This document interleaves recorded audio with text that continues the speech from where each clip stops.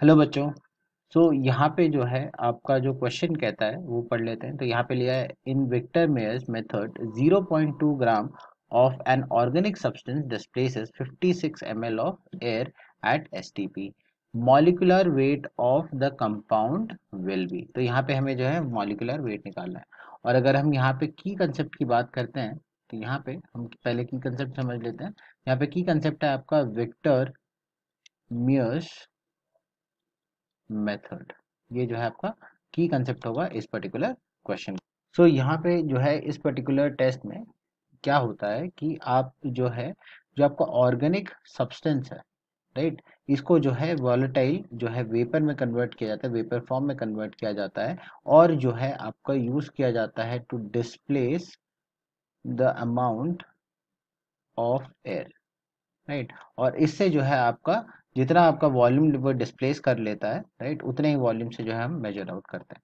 तो हम यहाँ पे कहते हैं कि एट एस टी पी जो आपका टोटल अगर हम देखें एक मोल जो है, नंबर ऑफ मोल्स का अगर फॉर्मूला देखें तो हम कह सकते हैं कि number of moles of that particular gas will be equal to V, जो भी आपका वॉल्यूम होगा, डिवाइडेड बाई आपका होता है 22.4 लीटर्स। यहाँ पे जो है ये भी आपका लीटर्स में अगर आप ले रहे हो तो, राइट।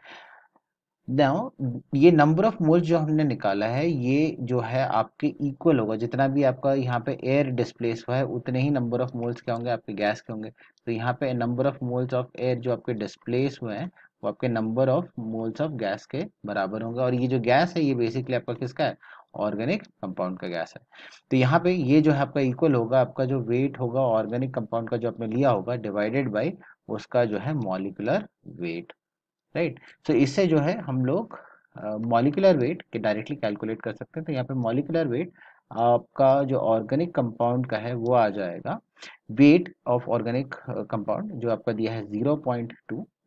देन दूसरे साइड पे हम ले आएंगे तो ऊपर जो है आपका 22.4 हो जाएगा और नीचे डिनोमिनेटर में आपका हो जाएगा 56 ml। So 56 multiplied by 10 raised to the power of -3, क्योंकि आपको लीटर में कन्वर्ट करना होगा।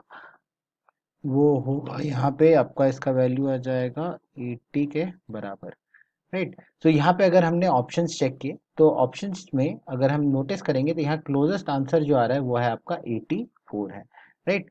यहाँ पे हम जो है क्लोजेस्ट आंसर को ऑप्शन को मार्क करते हुए हम ये मानेंगे कि उसका आंसर जो है आपका 84 यू के बराबर है। और यहाँ पे हमारा करेक्ट आंसर जो है वो आया है आपका ऑप्शन सी के बराबर। तो इसका आंसर जो है आपका ऑप्शन सी हो जाएगा। I hope you have understood the solution of this particular question. Best of luck. Thank you.